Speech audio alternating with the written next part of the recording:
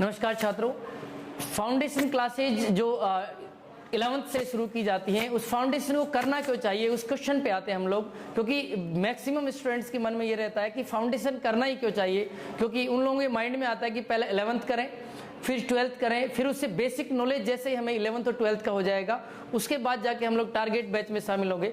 दोस्तों मैं बताऊं आपको, आईआईटी और नीट एक ऐसे एग्जाम है जो बहुत ही कॉन्सेप्चुअल होते हैं। इसमें फाउंडेशन की सबसे ज़्यादा जरूरत क्यों पड़ती है, क्योंकि आप जब 10th क्लास तक पढ़ के आते हैं, उसके बाद आपका बेस यदि आप चेक करेंगे तो उस बेस को और बिल्डअप करने के लिए फाउंडेशन क्लासेस शुरू की जाती है। जैसे मैं आपको बताऊं, 11th क्लास में हमारे यहाँ पे जो आरसीआई फाउंडेशन में हम लोग कैसे क्लासेज रन करते हैं, सबसे पहले हम लोग कंप्लीट नोट्स पढ़ाते हैं। हर सब्जेक्ट में हर टीचर यही करता है, पहले हम लोग नोट्स पढ़ाते हैं।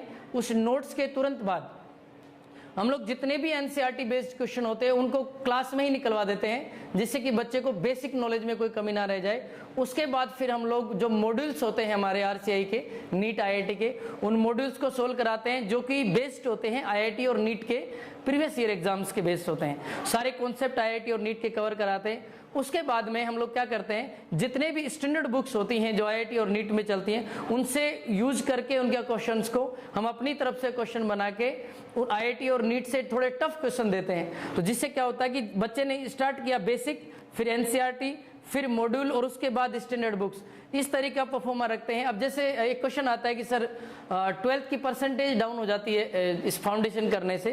अमूमन जैसे शहरों में जो करते हैं, कोटा सीकर में जिन बच्चों की परसेंटेज डाउन रह भी जाती है, उसका सॉल्यूशन हमने बहुत अच्छे से किया है कि दोस्तों हमने यहाँ पे स्टार्टिंग की जो फाउंडेशन के डेज होते हैं 12th वालों के या 11th वालों के, सबसे पहले जैसे मान लो कि हमारा जो सिलेबस है 3 मंथ में हम लोग कंप्लीट एनसीईआरटी करा देते।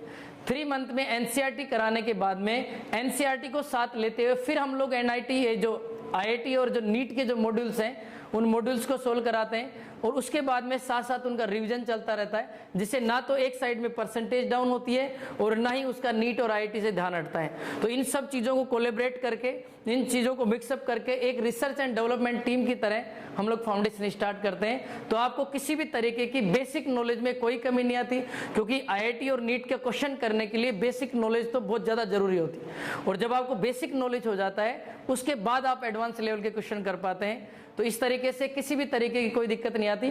आरसीआई में हमने फाउंडेशन में बहुत अलग तरीके से फाउंडेशन स्टार्ट करें, जितना कि आउट ऑफ सिटी जिस जैसा आप फाउंडेशन देखते हैं, उससे डिफरेंट तरीके से हम लोगों ने फाउंडेशन स्टार्ट किया है। आप एक बार आए, धन्यवाद।